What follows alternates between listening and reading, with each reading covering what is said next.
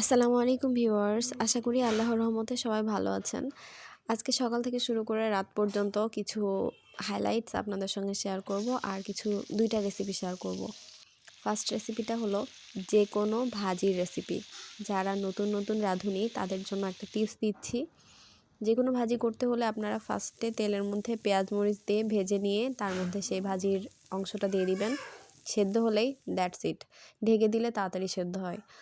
আর এই তো আমার এই ভাজির সঙ্গে ছিল আগের দিনের রান্না করা গোশ আর ফুলকো লুচি না রুটি।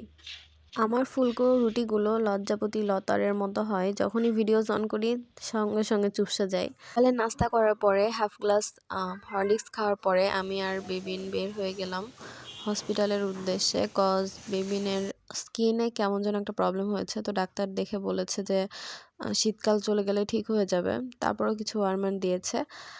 ওকে যতই অলিভ অয়েল বা ভেজলিন মাখানো হোক না কেন, ওর স্কিনটা কেমন যেন ড্রাই হয়ে যাচ্ছে, আর ড্রাই হওয়ার কারণে স্কিনে অনেক সময় র্যাশও হয়ে যাচ্ছে। সো ডাক্তারকে দেখালাম নিশ্চিন্ত হওয়ার জন্য। ঢাকা শহরের রোডগুলো দেখলে মনে হয় যে কী আর বলবো। যাই হোক, তারপরেই তো হসপিটালে চলে এসেছি। এই কুর্মিটলা হসপিটালটা অনেক সুন্দর, বাইরে অনেক সুসজ্জিত আর কি। তারপর যে এত সিরিয়ালে দাঁড়াতে হয় সরকারি হসপিটালে, এটা খুবই বিরক্তিকর। যেখানে কোনো নিয়ম নীতি নেই, কিচ্ছু নেই, আগে পরে কে আসতেছে কোনো কিছুর কোনো তোয়াক্কা নেই। সরকারি হসপিটালের treatment I don't know, but rules একদমই নাই। মানে খুবই বিরক্তিকর, ওখানে যাওয়া জাস্ট ওয়েস্ট অফ টাইম। যাদের অঢেল সময় থাকবে, মানে বিরক্ত লাগবে না, তারা যে দাঁড়িয়ে থাকতে পারেন। ঘেঁষাঘেঁষি ঠাসাঠাসি করে সিরিয়াল দিতে হয়, দেন ওখানে সিরিয়াল পাওয়া যায় আর ডক্টর দেখানো যায়। এই যে অ্যাপেল জুস খাচ্ছিল, বাসায় পৌঁছে গিয়েছি প্রায়। তারপরে এসে আমি রান্না শুরু করলাম। প্রথমে মাছ ভেজে নিচ্ছি। এবার সেকেন্ড রেসিপিটা শেয়ার করা যাক।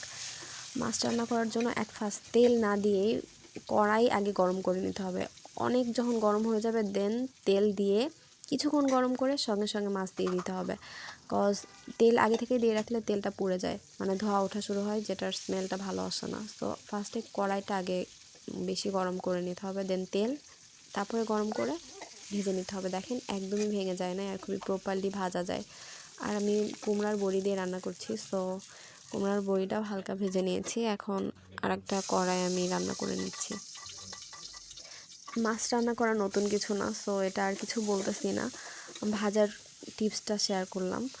আর আরেকটা বিষয় যে সরকারি হসপিটাল, ওরে আল্লাহ, এখানে মানুষ কেন যে এমন করে বুঝি না। যে মানুষজন যে কতটা অবুঝ এখানে না গেলে আমি জানতাম না।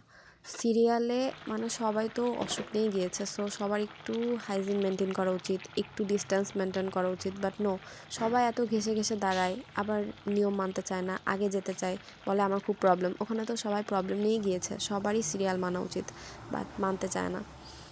এটা খুবই অ্যানোয়িং।